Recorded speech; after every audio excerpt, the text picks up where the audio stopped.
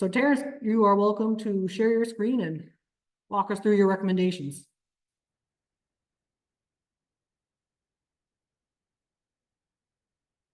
And you're still muted at the moment. Yeah, I forgot to mute myself.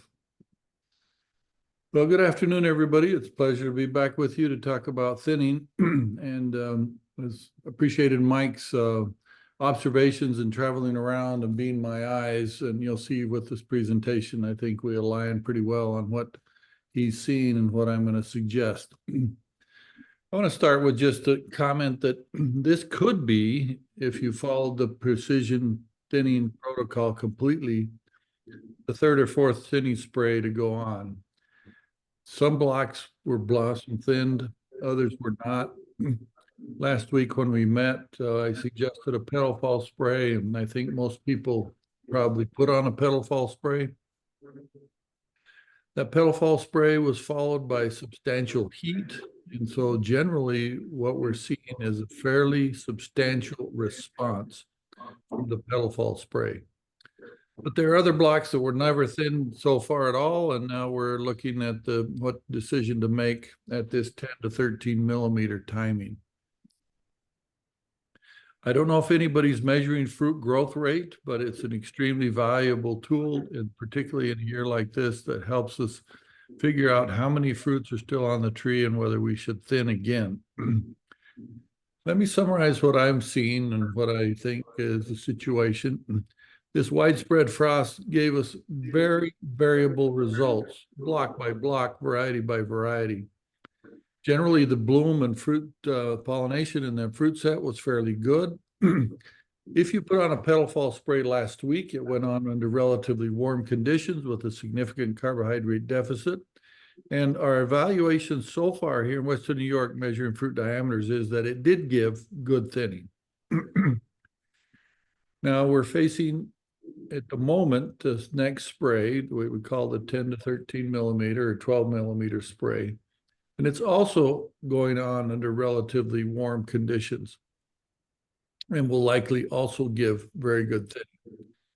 We suggest that you time this spray between 200 and 250 degree days, and the carbohydrate model, which is online, will calculate that for you.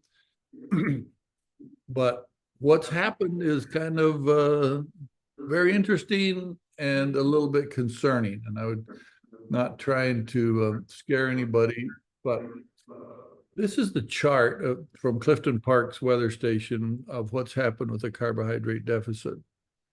And you can see that starting about May 10th, we started into this down cycle of more and more and more negative carbohydrate balances, culminating on the 19th and 20th with extremely low balances down around -60. And then since then recovered slightly up till today on the 22nd, which is the next to the last point on that graph. And then tomorrow is the last point showing even a less negative balance.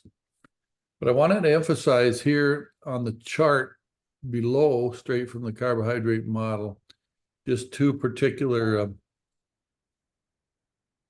days, yesterday and today. They both register extremely negative carbohydrate balances. And if you look at the previous 5 days, I only show 4 here on the chart, they were all carbohydrate deficits. So if you sprayed last Thursday, let's say, after our thinning meeting, the chemical was working in the plant Thursday, Friday, Saturday, Sunday, Monday, all negative carbohydrate balanced days. It's probably pretty much metabolized out of the plant by Monday. But then we come up with these 2 days, yesterday, Tuesday, and today, Wednesday, of -80 gram day and -75. Those coincide with the start of the thinning window for the 12 millimeter spray. But those kind of deficits are a little bit worrisome, especially following a week of deficits previous to that. Now, the overall average of those deficits is shown in that third and the next to the last column, and it got down into the -55 range, which is kind of worrisome. So if you put thinners on over the weekend, with that kind of deficits, I would predict that you're going to have substantial thinning.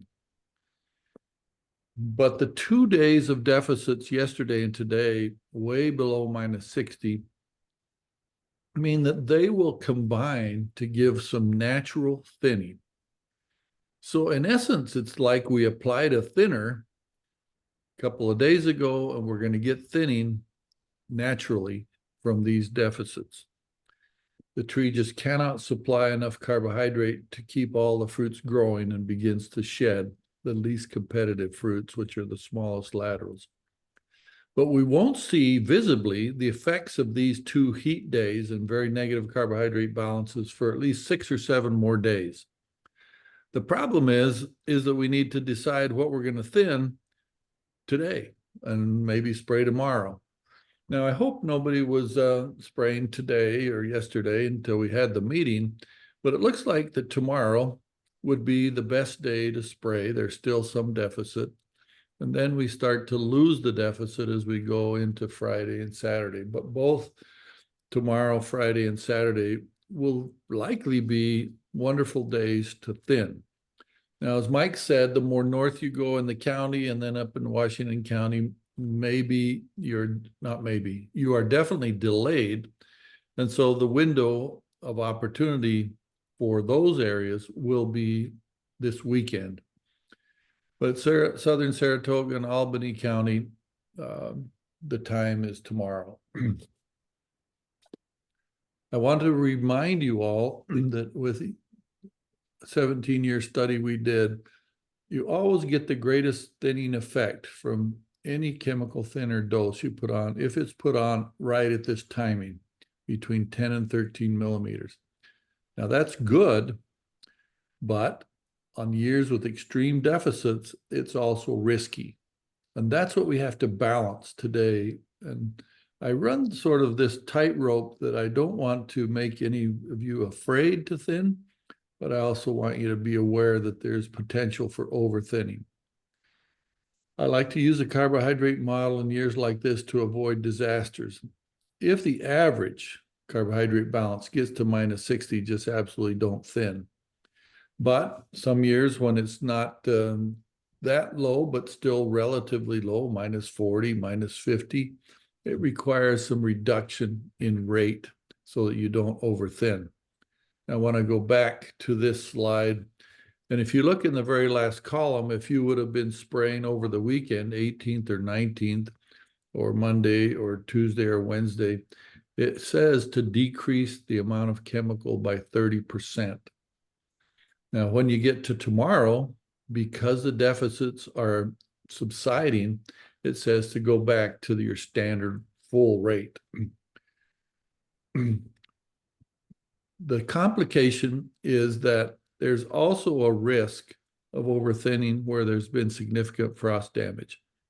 And the kinds of observations that Mike has made about damage, loss of kings, is really troubling. And that's where you have to do some finesse with chemical thinning. And because of that, generally, we don't want to have aggressive rates. When you combine that blossom damage with the high heat that we've been through, it's a year to have a little bit of caution. Now, what are your options and what suggestions would I make for each variety? We basically want to work with combinations at this timing, either NAA and Carbaryl, Maxell and Carbaryl, or the combination of Maxell and NAA if you don't want to use Carbaryl. Almost all the Gala blocks I've seen have a fairly strong set, and they need another full dose of Maxell at this timing to get them thinned down. Even with the heat, Gala tends to not thin that easily, and so I would say you're almost definitely going to have to thin Galas. Now, I was very interested to hear Mike say that he's seen some variability in Gala blocks in the blocks he's looked at. So this would argue looking at your particular block to make sure. Now, Honeycrisp came through the frost fairly well, and it would require another significant dose of NAA and 7 at this timing to help thin and to encourage return bloom.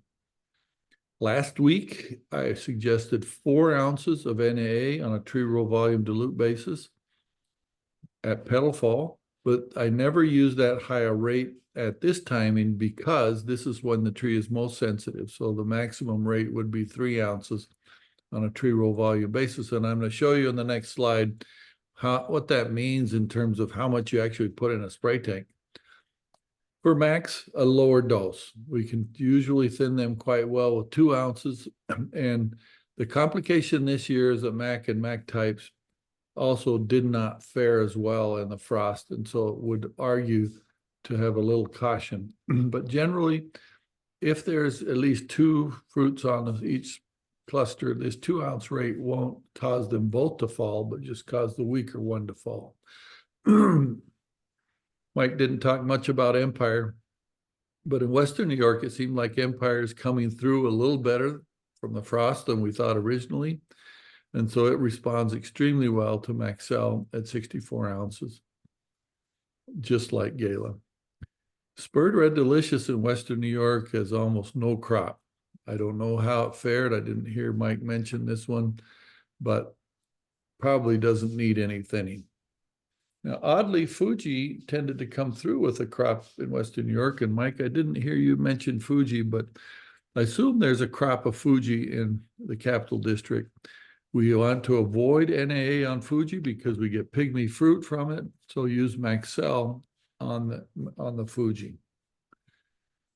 I've gone through this slide almost every presentation, but I'll do it again just so we're on the same page about how to calculate how much goes in the spray tank. For all chemical thinners, we need to calculate tree row volume because the recommendations I've given are based on a tree row volume dilute spray.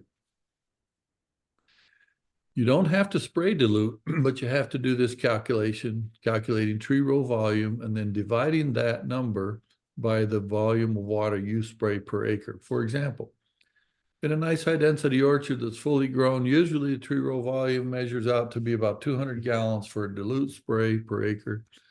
But most growers don't want to spray that much. So let's suppose you spray half of that, 100 gallons. The 200 divided by 100 gives you a concentration factor of 2. You would take the rates that I listed on the previous page, and in this example, I'm going to follow through the rate for Honeycrisp, the 3 ounces of NAA rate for Honeycrisp, and the 64 ounce rate that I suggested for Gala. In both cases, you would multiply the rate that I gave you by 2, the concentration factor, which would turn out to be 6 ounces per 100 gallons in your sprayer of NAA. And since most sprayers are 500 gallon sprayers, you multiply it by 5, and that would give you 30 ounces of NAA going in the sprayer. Often people make mistakes and they put in too much or too little. Too much can really cause problems, and too little, you get no response. But think in those sort of general terms, somewhere around 30 ounces in your spray tank, maybe 35 on some bigger trees, or 40 on some bigger trees, or maybe 25 on smaller trees, but somewhere around that 30 ounces in a spray tank. With Maxell, the calculation turns out to be about a gallon in each 100 gallons, or 5 gallons in a spray tank. Just seems like a lot more chemical, but that's because the concentration of Maxell is quite low in the formulation. Now, people often ask me, well, do I do the same thing with the Carbaryl or 7 that I put with them? No. There, I just want 1 pint per 100 gallons, or 5 pints in a sprayer. Now, looking at the forecast, it looks to me like, at least in southern Saratoga, and I'm sure Albany County, this window opened up yesterday for thinning and will go through Thursday, tomorrow. It doesn't mean you can't thin on Friday. It just means the maximum effect is probably in this window. But yesterday and today were extremely hot. So it looks like the best window is tomorrow, Thursday, May 23rd. It seems to be the safest day. The major heat wave will have passed, but still the forecasted temperature at Clifton Park is about 82 for tomorrow, but low 80s. And then that gives a very nice carbohydrate deficit, but not excessive. And will give really good thinning if you use full rates. Now, the one caveat I want to mention is that I've seen here in Western New York that Honeycrisp that received a substantial dose, what I recommended last week, of 4 ounces of NAA plus Carbaryl. If they were sprayed last Thursday, that was followed by substantial heat and deficit Friday, Saturday, Sunday, and Monday. Plus, then 2 just bonus days of extreme deficit Tuesday and Wednesday. It's turning out that they have thinned extremely well with just that one spray and may not need additional thinning. This is where you have to really make an assessment. The difficulty is that when you just look at the tree, it's hard to tell if some of those that still are on the cluster are going to stay or if they're in the process of falling off. That's why we love the fruit growth rate model, because it can pick up which ones have started to grow slow and are in the process of falling off. The heat from the last 2 days, as I said earlier, will give you some natural thinning, but you won't be able to see that for at least 6 more days. Therefore, if you spray on Thursday, you have to spray a little bit blind unless you have been measuring fruit diameters. But just take a really careful look about how many you have in each cluster and whether there's some of the laterals seem like they're not growing much anymore. They've stayed relatively small, smaller than 10 millimeters. The king should be up to 11, 12. If the king was damaged, then the best lateral should be up to 11, 12. And you can kind of get a feel for whether any of those laterals are going to really stick or whether they're in the process of falling off just because their growth rate is now slowed too much. With Gala, I think this spray is essential. And we've got the benefit of a deficit, so I think we'll get really good thinning from Gala on the spray tomorrow or Friday or Saturday, depending on where you are in the Capital District.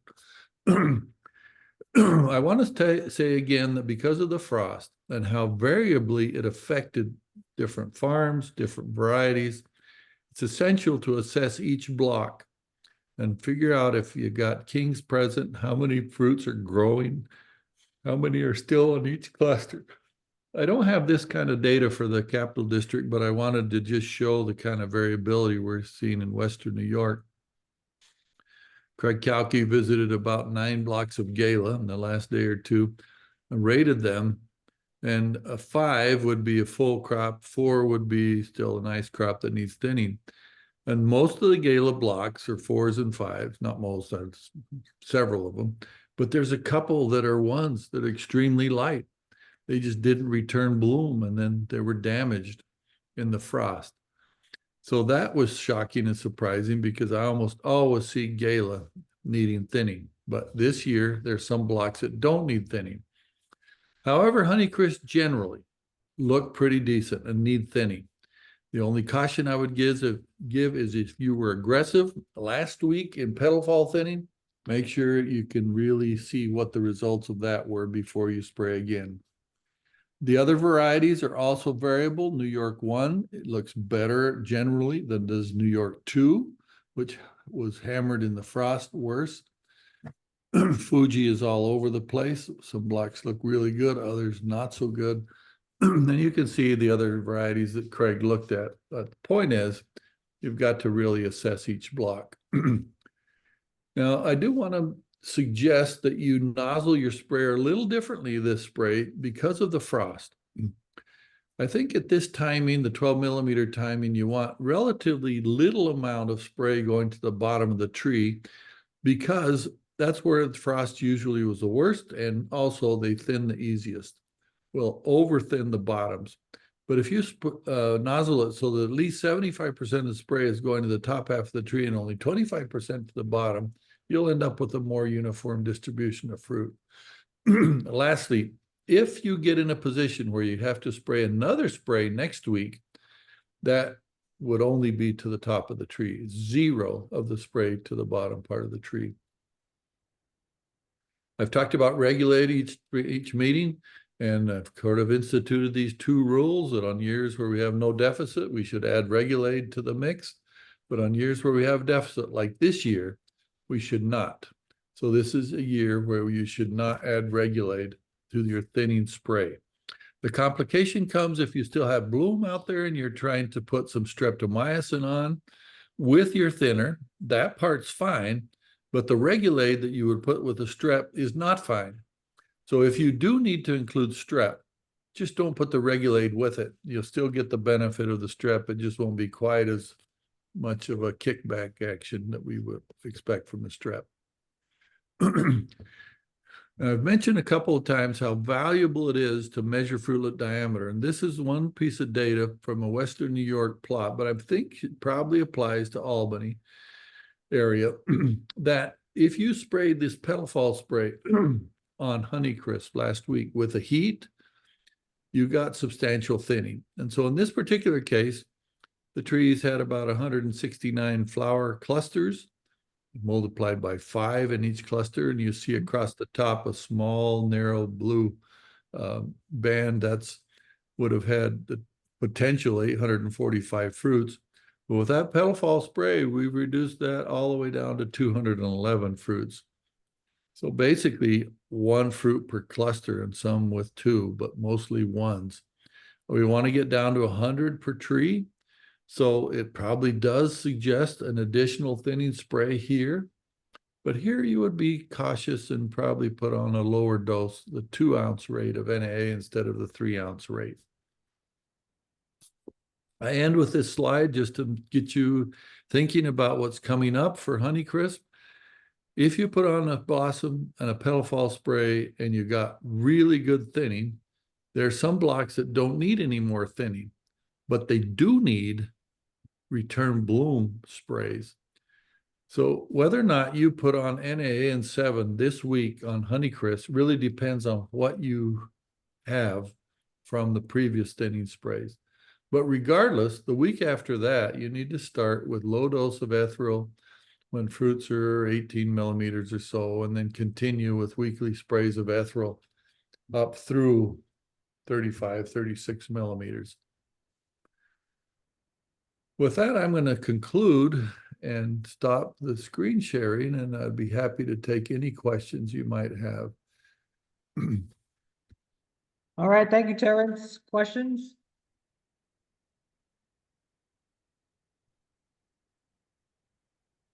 I'd also like to invite anybody on Zoom that would like to ask questions. You're more than welcome to as well. I did have one question come in earlier, Terrence. In regards to putting Provide on Sweet Tango, wondering how much thinning activity does Provide give in comparison to NAA? So it does give some, but let me comment more broadly about Sweet Tango. Interestingly enough, the Sweet Tango blocks in Western New York have come through that frost very well, and I would not have expected it, but we got a really nice crop. Therefore, you would need some thinning. But in many cases, the Provide program gives almost enough thinning on that variety. As I've looked at Sweet Tango at the station and on growers' farms in Western New York, I don't think it's going to be enough this year. And you'd have to look really carefully at your Sweet Tango block. But I would guess that it's not going to be enough this year, the Provide alone. All right, thank you. Any other questions for Terrence? I think everyone was out in the heat today, and we're all pretty tired, so I couldn't appreciate that.